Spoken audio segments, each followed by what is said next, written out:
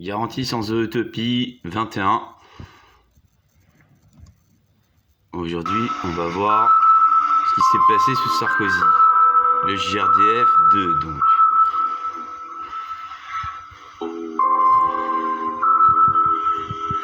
Des accords avec les syndicats présentés devant la caméra dans un joli cadre doré et piétinés le lendemain même.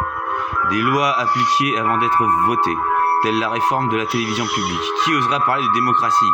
Qui osera poster ici un message détrompant à l'équipe du JRDF? Lorsque les nominations se font au doigt mouillé dans des entreprises publiques, lorsque l'indépendance des juges d'instruction est supprimée au profit des juges de l'instruction qui ne jugent plus et qui vont directement relais au ministère de la Justice.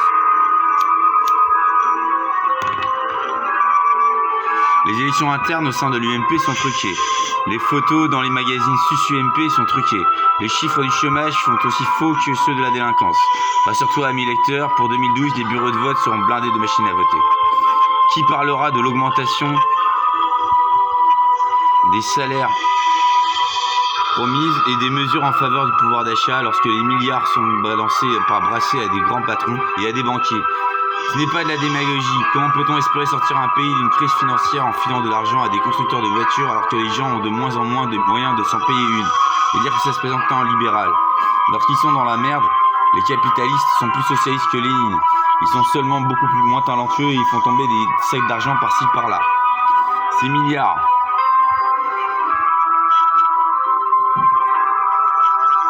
S'ils ne sont pas détournés, ne dureront peut-être même pas un an.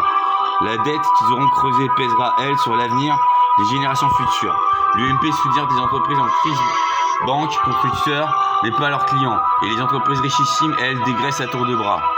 On connaît la technique. Un de ces pantins Parisot ou Sarkozy ira pleurer et tempêter que les usines ne doivent pas fermer en France. Ouais, et puis le week-end d'après, ils iront bouffer au restaurant avec les dirigeants de ces sociétés. Tous ces patrons voyous gavés de subventions de l'État, je suis prêt à le parier, amis lecteurs, sont dans le répertoire du téléphone portable de Sarkozy. Il suffirait de passer quelques coups de fil. C'est d'ailleurs pour cela que la France élit des types de droite.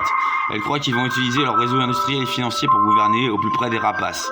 Et c'est également pour cela qu'une fois le type de droite élu, la France se plaint. Parce qu'elle réalise que ce mec va passer son temps à se prélasser dans des palaces aux frais du contribuable, entouré par tous ces poches richissimes qui viennent implorer les faveurs du prince afin d'entasser encore un peu plus de pognon. La guerre des classes, vous croyez vraiment qu'elle se joue entre les pauvres et les riches?